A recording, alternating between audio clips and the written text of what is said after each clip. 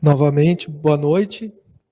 Sejam bem-vindos a este Hospital de Almas, como bem fala nossa querida irmã, Dona Sueli. Seguindo as palestras semanais sobre um capítulo do Evangelho segundo o Espiritismo, me coube hoje comentar com vocês sobre esse capítulo que ela já citou, o 11, que é amar o próximo como a si mesmo. Ele possui 2 capítulos iniciais, que por algum motivo não está aparecendo para vocês. Vou tentar de novo aqui. Agora foi.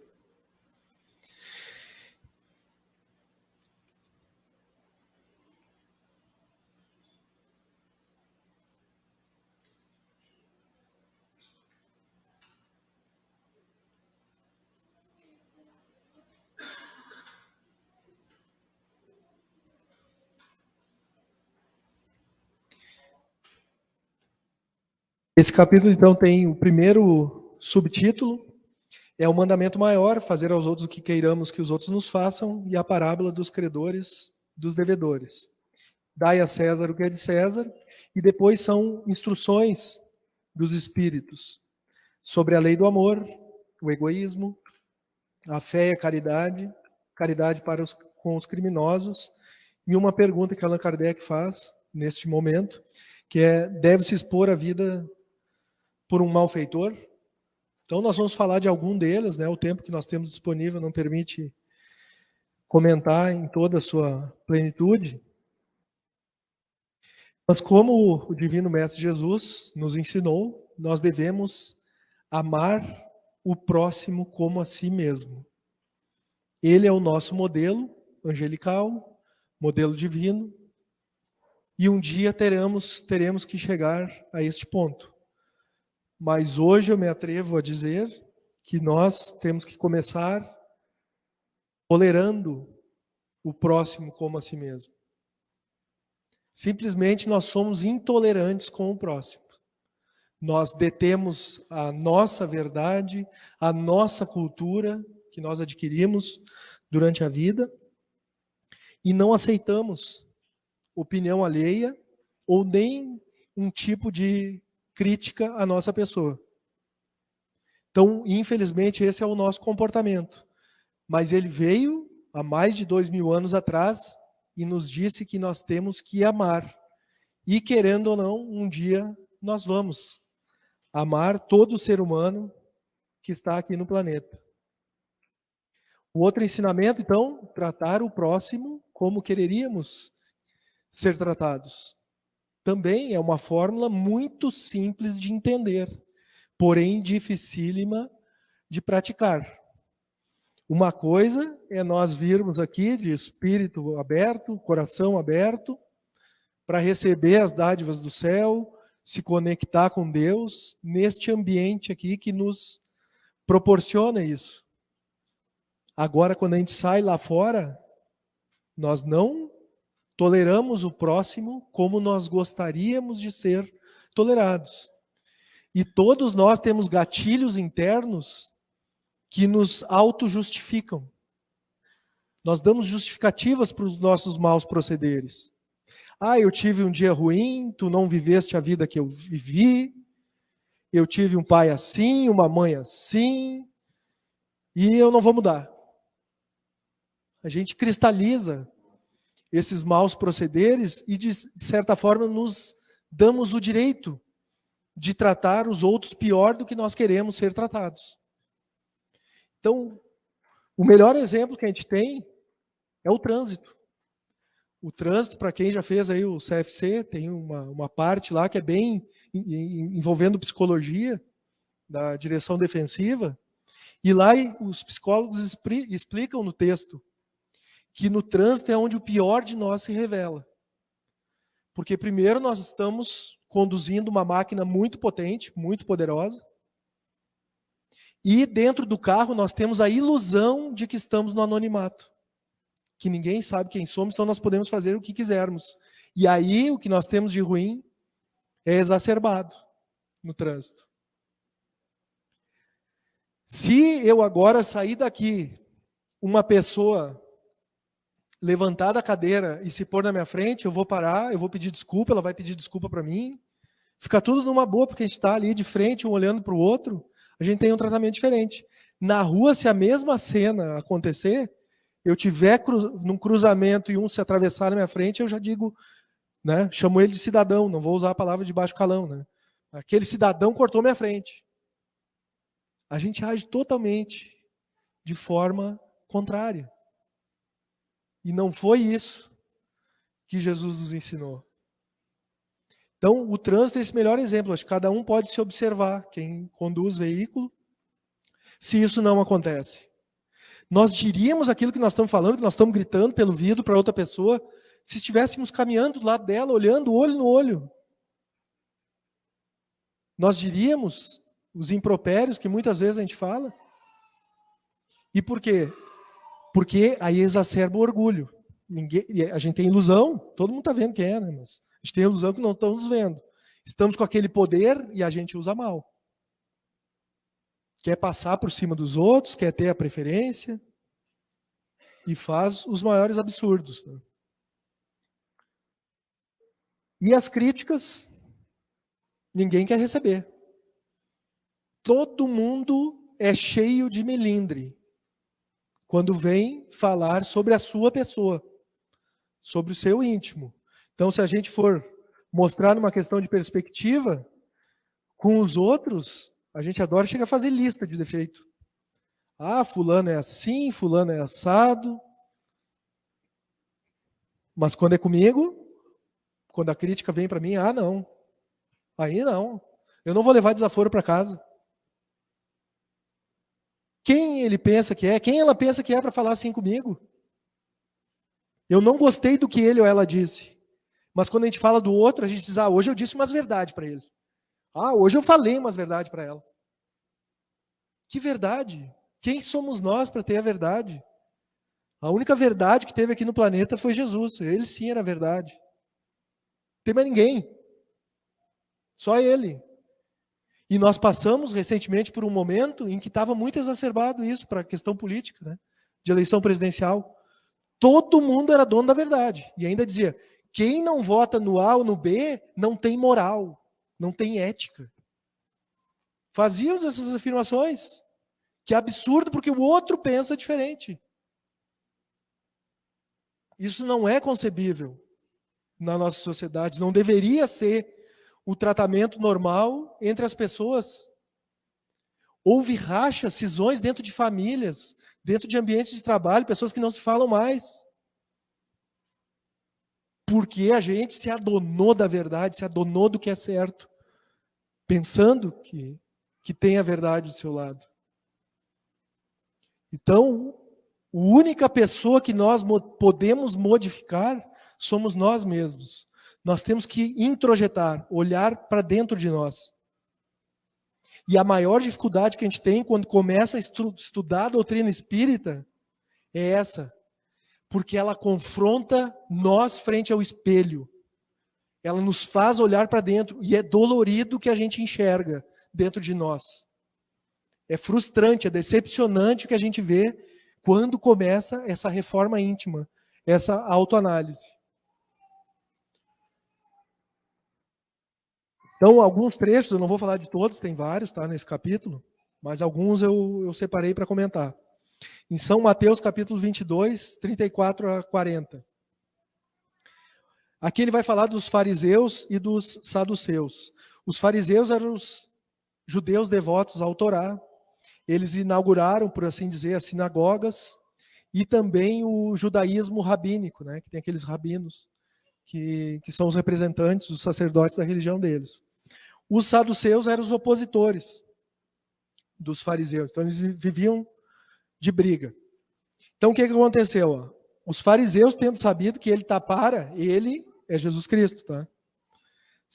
Sabido que ele tapara a boca aos saduceus, reuniram-se. E um deles, que era doutor da lei, para o tentar, propôs-lhe esta questão. Mestre, qual o mandamento maior da lei?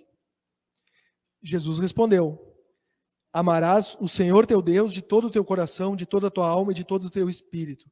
Este é o maior e o primeiro mandamento. E aqui tens o segundo, semelhante a esse. Amarás o teu próximo como a ti mesmo. Toda a lei e os profetas se acham contidos nestes dois mandamentos. O primeiro, a gente nem pensa nele. Amar a Deus. Nós acordamos de manhã já pensando que estamos atrasados, tem que ir para o trabalho, tem as contas para pagar, tem isso, tem aquilo, as brigas de criança. Ninguém acorda e agradece a Deus por abrir os olhos, por enxergar, por ouvir, por conseguir caminhar, por estar debaixo de um teto. Ninguém pensa que foi Deus que nos deu isso. Ele que nos deu. Até o nosso corpo, Ele que nos dá. Então a gente já começa pecando no primeiro. Aí entra no segundo, aí sim. Aí sai das portas de um lugar desse, é uma briga de facão. Porque ainda somos um planeta recém-saído da primitividade. Nós já fomos planetas primitivos, somos planeta de provas e expiações. Nós estamos no segundo degrau de 5. Agora, precisamos continuar isso? Não, nós podemos nos educar e acelerar a nossa evolução. Cada um para si. Tentando se melhorar. Não tentando melhorar o cunhado, a sogra, o sogro, mudar o jeito que eles pensam. Não é eles que têm que ser mudados, é nós é que temos que nos mudar. E talvez a gente contamine outras pessoas assim.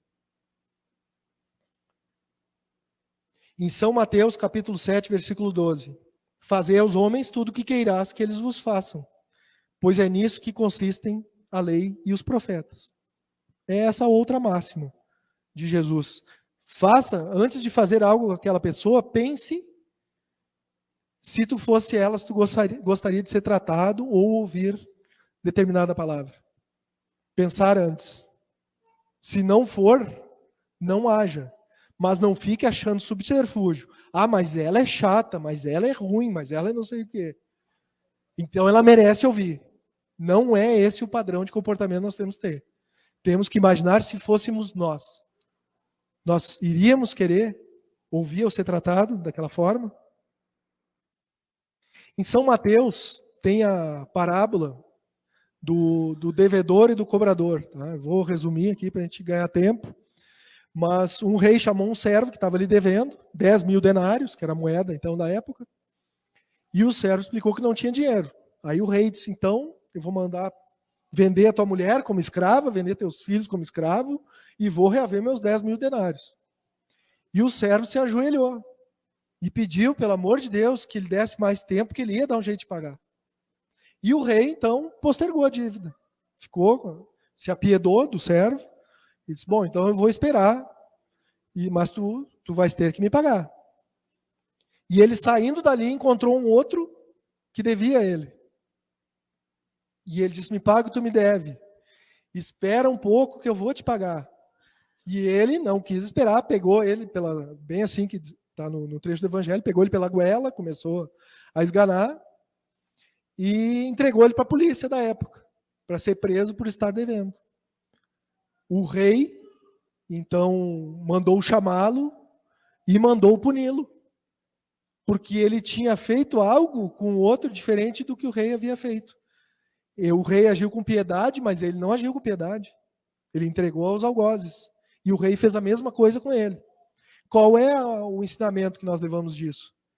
Que a forma com que nós tratarmos os nossos irmãos aqui em vida é a forma com que nós vamos ser tratados no além vida material, como a gente diz, no mundo espiritual. E aquela passagem famosa de dai a César o que é de César, que os doutores da lei, lá os judeus, tentaram pegar ele com a palavra e perguntaram, então, se eles deviam pagar o tributo, o imposto de renda a César. E, na verdade, era uma armadilha, porque eles queriam que Jesus dissesse que não deviam pagar, porque isso já era uma questão religiosa. Vejam como a mistura é ruim, né?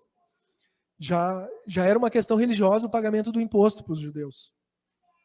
E assim eles esperavam que o próprio César prendesse Jesus, porque estava modificando as consciências daquele momento.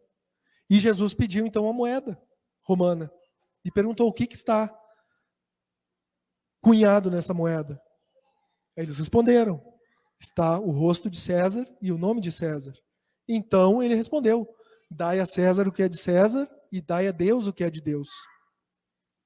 Saindo daquela armadilha, que era uma pergunta maliciosa, e ao mesmo tempo dando um ensinamento geral. Não quis ele dizer que nós não devamos seguir os ditames materiais da nossa sociedade. Ele não disse que não é para pagar imposto. Não foi isso que ele falou. Mas ele falou que uma coisa é com a matéria. Vocês têm obrigações com a matéria e obrigações para com Deus. Que não deem mais valor à parte material do que à parte espiritual.